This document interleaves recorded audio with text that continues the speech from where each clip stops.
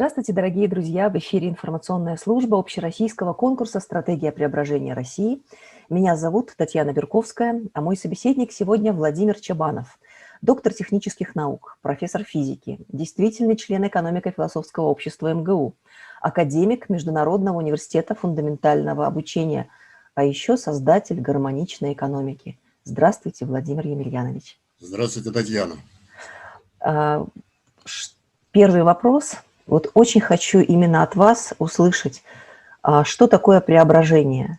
Как вы понимаете преображение России? Преображение – это прежде всего, понимаете, для России, это подход ее к тому состоянию, которое соответствует ее природе, ее божественному замыслу. Вот я так это понимаю. Я не случайно так педалирую, создатель гармоничной экономики. Вот, очень многие люди считают, что именно в экономике смысл. То есть вот изменим экономику, поменяем ее, и у нас все преобразится. А вы тоже так считаете?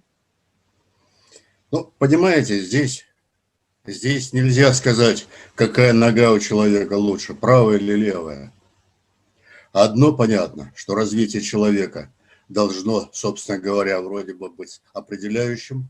С другой стороны, если человек будет развиваться, а его материальный уровень жизни будет очень на примитивном состоянии, то и развитие остановится.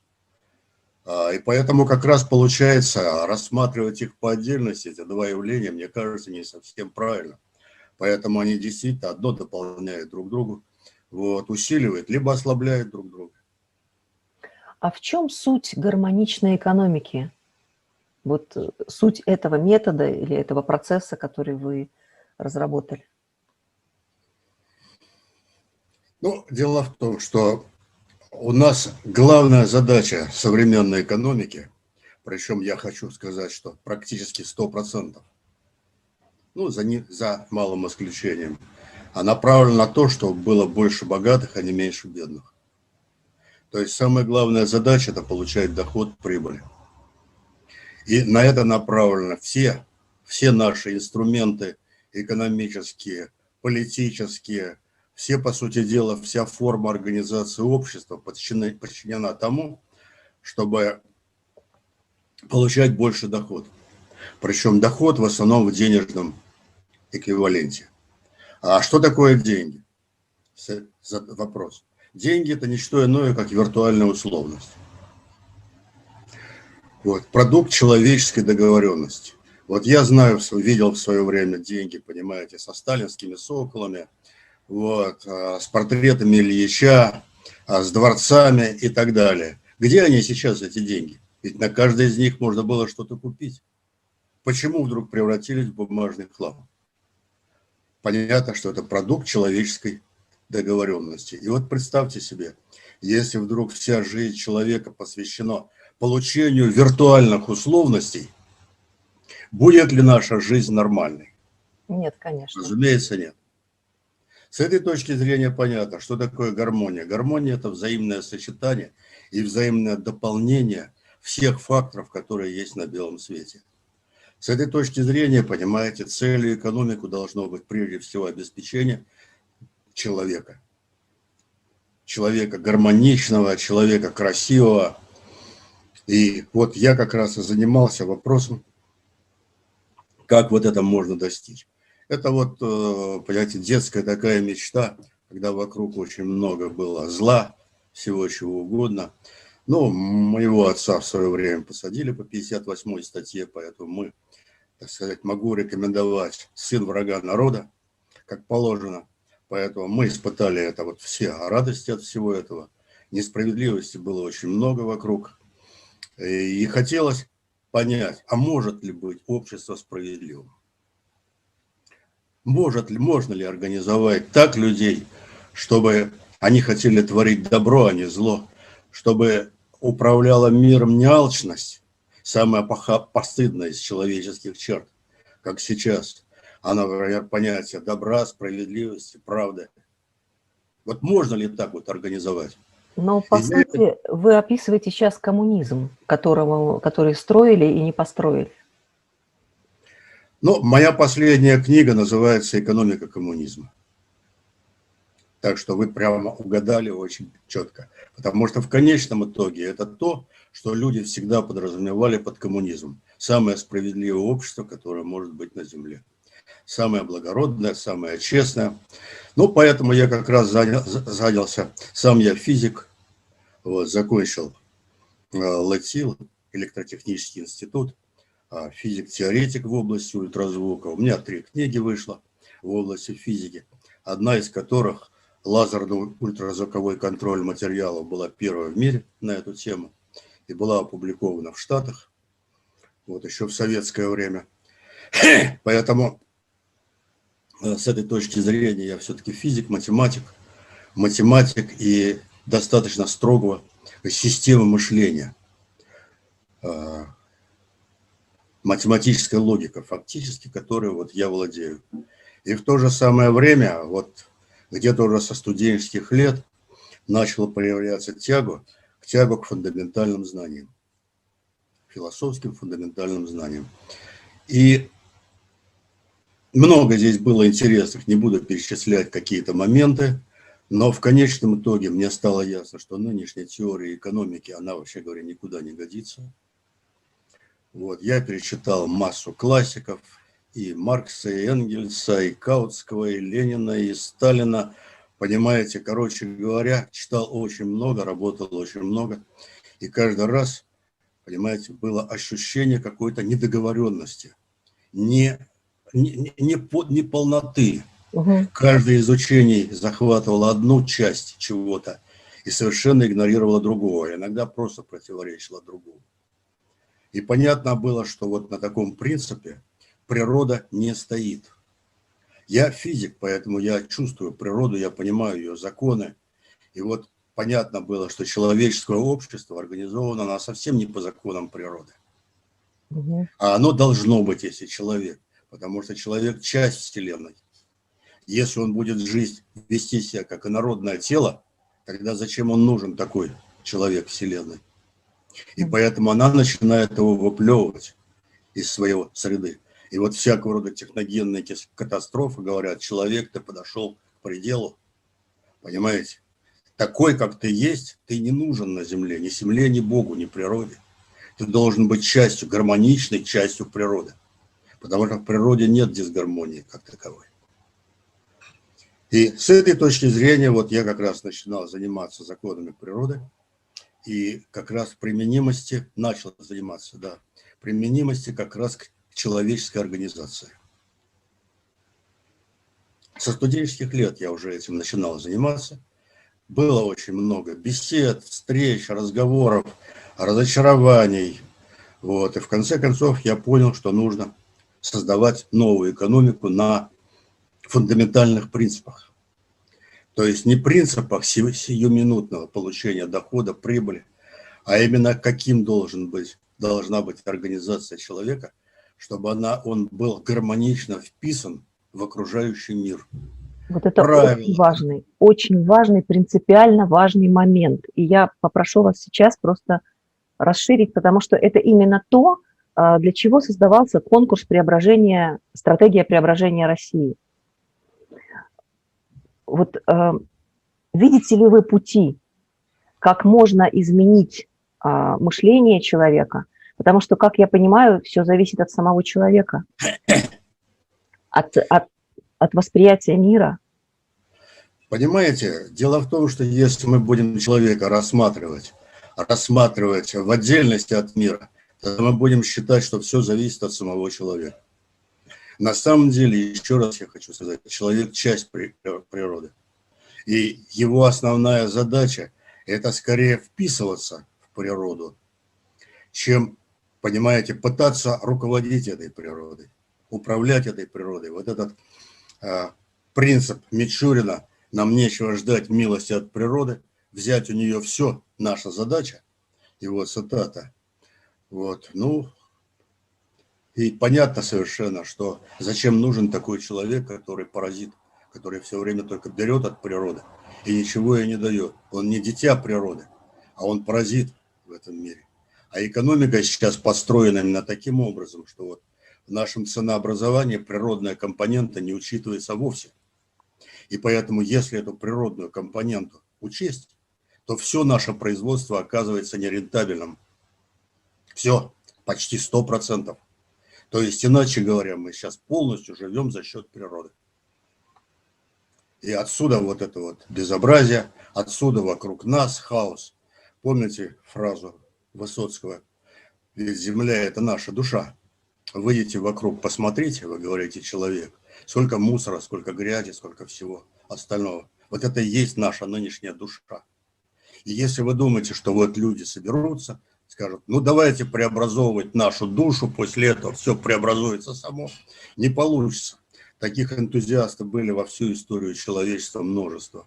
И ничего не получалось. Почему? Мир не позволял, мир не соответствовал. Человеческие представления не соответствовали. Вот. И было понятно, что это явление значительно более сложное, и оно не решается каким-то одним фактором, просвещением, образованием и так далее. Поэтому на эту тему можно говорить, конечно, очень много, но еще раз говорю, человек должен познавать законы природы и прежде всего следовать этим законам. И после этого то, о чем вы говорите, преображение человека, понимаете, это прежде всего стремление его достичь образа природы или Бога в природе. Вот если мы не будем не инородным, а гармоничным телом, мы сразу начнем сами гармонизироваться, наша душа, природа начнет меняться нас. Так вот, другого иначе не может быть. Мы часть природы. Владимир Емельянович, но даже вот то, что мы с вами сейчас об этом говорим, это свидетельство, это некий факт того, что процесс этот идет. И очень много людей в нашей стране, за рубежом, но особенно в нашей стране, начинают прозревать, пробуждаться и по-другому чувствовать и выстраивать уже свой другой мир. Другое дело, что мы все очень разобщены. У нас, и очень многие мои собеседники говорят о том, что нам всем нужно объединиться вокруг чего-то. А вы как считаете, что нас может объединить? Ну, я считаю, опять-таки, существуют глобальные процессы. И давайте рассмотрим вначале с точки зрения глобального подхода. У России действительно особая миссия. Представьте себе начало 20 века. Весь мир развивается по пути алчности и разобщения. Весь мир. И вдруг в начале 20 века наш народ, единственный на земле, никто близко, сделал эксперимент. А можно ли жить иначе? Можно ли жить по-человечески? Можно ли жить так, чтобы человек труда, который созидатель, был главным на земле, а не тот, который паразит и так далее? Понимаете, вот можно ли сделать? Этот эксперимент был блестящий. На мой взгляд, он закончился очень большими успехами, потому что Советский Союз по-настоящему был социальным государством. Погиб он, конечно, не от внешних, хотя внешние силы были, а от внутренних обстоятельств. Были некоторые вещи, это первый был эксперимент, и прежде всего организация формы власти. Вот, она была несовершенна, это вот лично понимал Сталин, поэтому своих руководителей он, в общем, либо тасовал, если они выходили за грань дозволенного, просто их наказывал. А когда на 20-м съезде Хрущев вывел высшее руководство страны из-под контроля КГБ, из-под контроля общества, Советский Союз уже был обречен. Потому что как раз именно сверху он был уничтожен. Никакую страну нельзя уничтожить извне, только изнутри. Он был уничтожен руководством сверху. Вот. И вот этот эксперимент как раз у нас не получился. Россию качнуло совсем в другую сторону. Ну и, как всегда, большая масса, она, естественно, дошла до состояния полного гротеска. Даже более полного гротеска, чем, в общем, окружающий мир. И то общество, которое мы сейчас создали, но это, конечно, но гармонией здесь не пахнет. Потому что паразитизм, в общем, на каждом уровне достиг такого предела, что дальше некуда. То есть нас из одной крайности качнуло в другую. И сейчас мы подошли к пределу, когда понятно, что вот этот мир, который построен у нас, он дальше жить не может. А между прочим, это не что иное, как осколок окружающего нас мира в конечном итоге. И вот сейчас ощущение такое общественное, что мы должны корректироваться, перейти в более гармоничное состояние. И вот сейчас как раз морально-психологический момент, это чувствуют все, вот у нас в стране, по крайней мере, точно, и на нас смотрит в этом отношении весь мир, что нам нужно сейчас корректироваться, именно гармонизироваться. И вот мы сейчас стоим на пороге вот этих вот великих преобразований или возрождения. Вы знаете, вот все равно вопрос у меня остается. Да, мы на пороге, да, нам нужно сделать шаг, но что сделать для того, чтобы почувствовать эти преобразования? Вот на уровне духа мы ощущаем, что так дальше нельзя, и надо что-то делать, и каждый, кто это ощущает, начинает по-другому жить, просто жить по-другому. Ну, даже вот смешно сказать, там, не мусорить возле подъезда, да, или там как-то к детям к своим обращаться по-другому, да, но мы все разобщены. Вот я с чего и начала вопрос. Это все прорастает маленькими ростками, и, собственно, конкурс, который мы запустили в апреле, это инструмент для того, чтобы объединить вот всех людей, кто чувствует и живет так. И вот ваше мнение вообще, на чем, на какой платформе мы можем объединиться? Вокруг какой идеи объединиться? А может быть, вообще я неправильно задаю вопрос? Может быть, нужно как-то по-другому формулировать? Ну, во-первых, по поводу конкурса. Вот, мы объявили конкурс одновременно и даже перед вами. Вот. У нас была идеология немножко другая. Не та, которая вот вашим конкурсом. Как раз мы начинали вначале работать вместе с Нехаевым, потом разошлись с ним. И у нас ставилась задача, что нужно, понимаете, сейчас прежде всего взбудоражить интеллектуальные силы нации. Не просто, понимаете, давайте, друзья, возьмемся за руки, взялись за руки, час стоим, два стоим, да. Что делать дальше? Да. А именно, понимаете, взбудоражить интеллектуальные силы нации.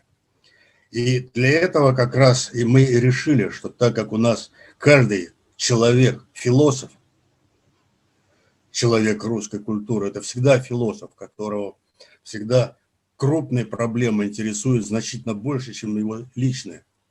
И с этой точки зрения, конечно, проектов возрождения России множество.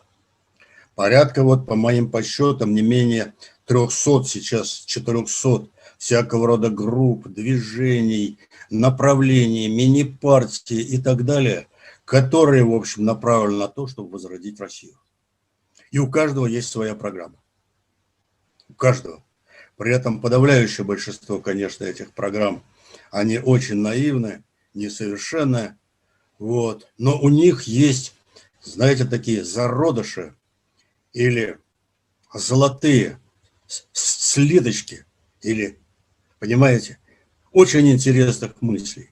Вот конкурс, который был вот у нас сейчас идет, он как раз направлен на то, чтобы эти мысли вот взять, собрать, сконденсировать и выработать единую интеллектуальную путь направления, исправления ситуации.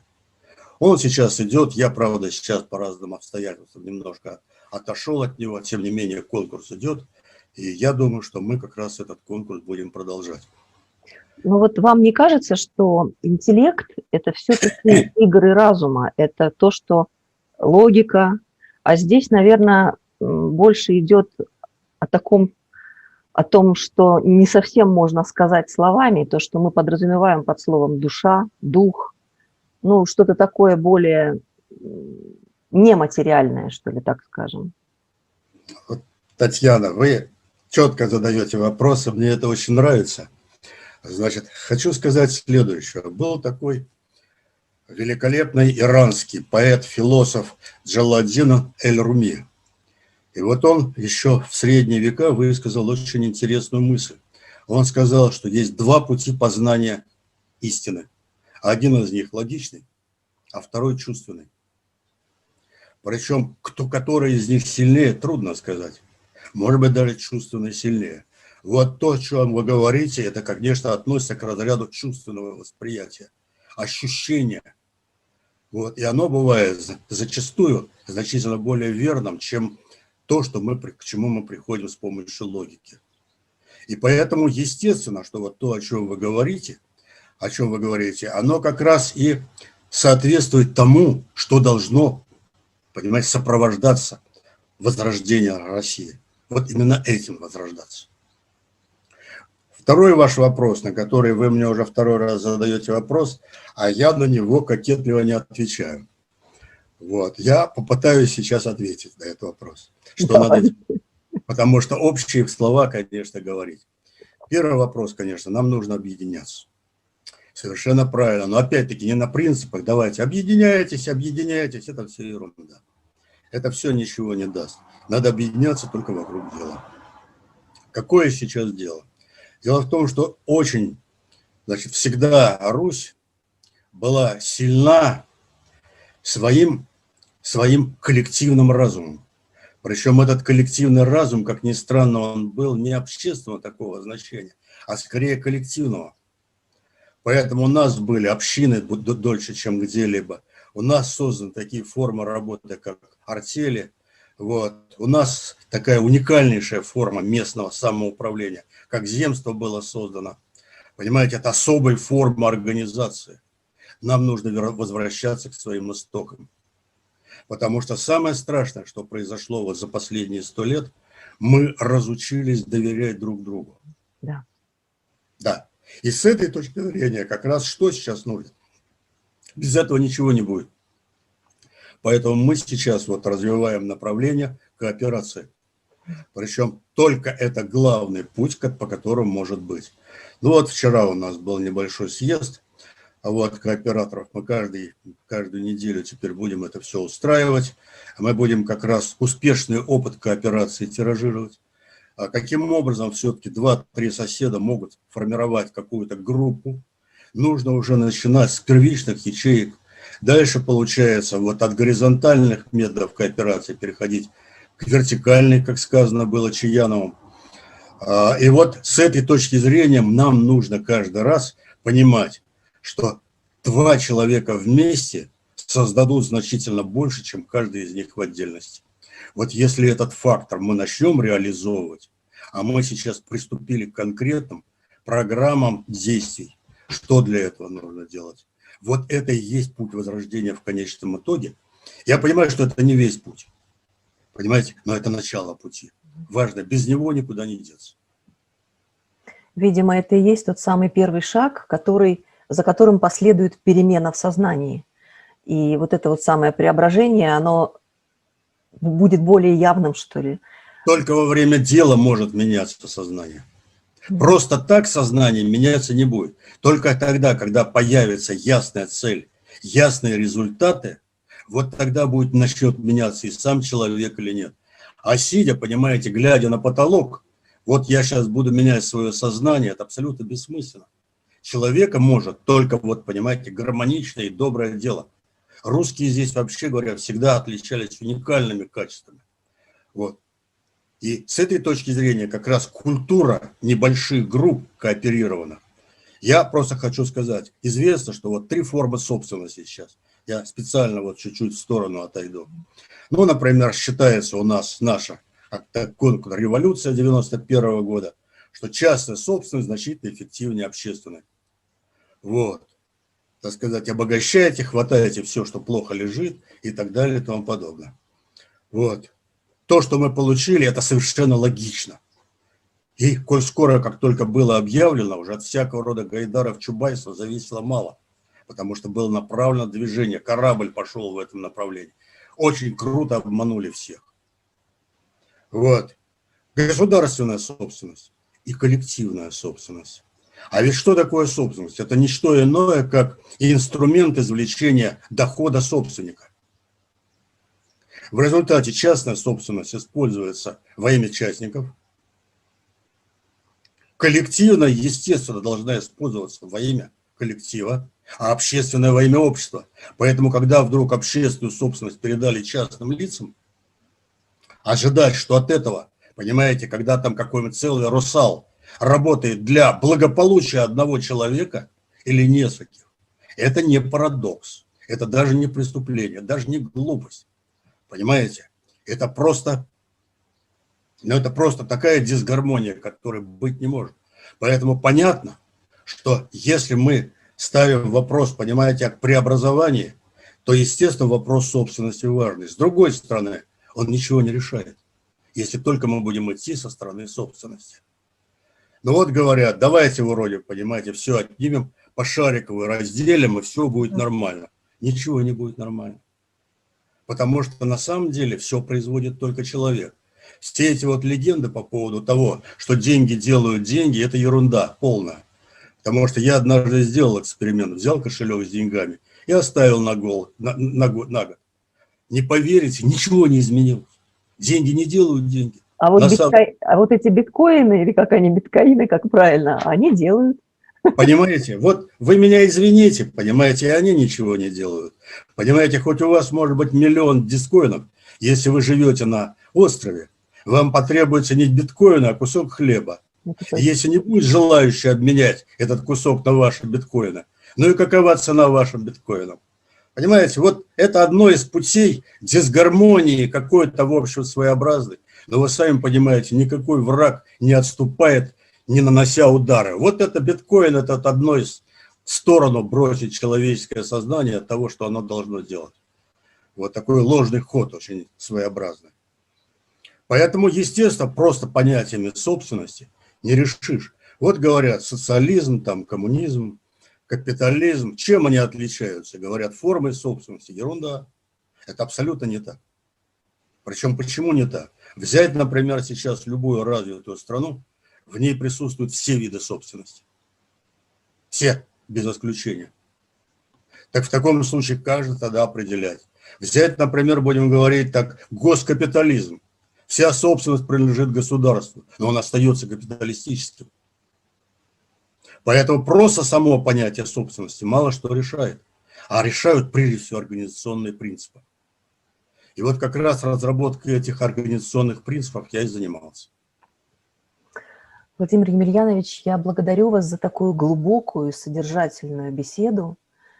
Вот в течение вот этих вот получаса, что мы с вами разговариваем, вот даже вот у меня были прозрения. То есть я надеюсь, что вы донесли свою вот эту мысль, и многие зрители тоже откроют для себя какие-то новые смыслы.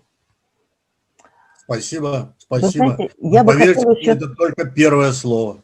Я хочу вас попросить, Владимир Емельянович, вот скажите, пожалуйста, дайте напутствие и пожелания вот тому делу, вот, которое мы называем конкурс «Стратегия преображения России». Просто свое слово скажите, свое напутствие. Вот была такая хорошая песня. Никто не даст освобождения, ни бог, ни царь, ни герой. Добьемся мы освобождения своей собственной рукой. Вот это самое главное. Если мы будем сидеть и ждать, что откуда-то кто-то придет, там что-то для нас сделает, нам нужно самим на каждом месте начинать преобразовываться и прежде всего научиться зарабатывать себе, понимаете, на жизнь. Не ждать, что когда кто-то придет, нам что-то такое сделает. Объединение, но прежде всего человек должен вот от этого, понимаете, пассивного, созерцательного состояния, ожидательно, он должен перейти к активному состоянию. Вот нужно обязательно проявлять в себе творческое начало, понимаете, доброе начало. И вот когда мы вот это вот овладеет массами, поверьте, что это будет эффект колоссальный. Я благодарю вас еще раз за этот разговор. Сегодня своим мнением поделился разработчик гармоничной экономики Владимир Емельянович Чабанов. Спасибо. До новых встреч. До новых встреч.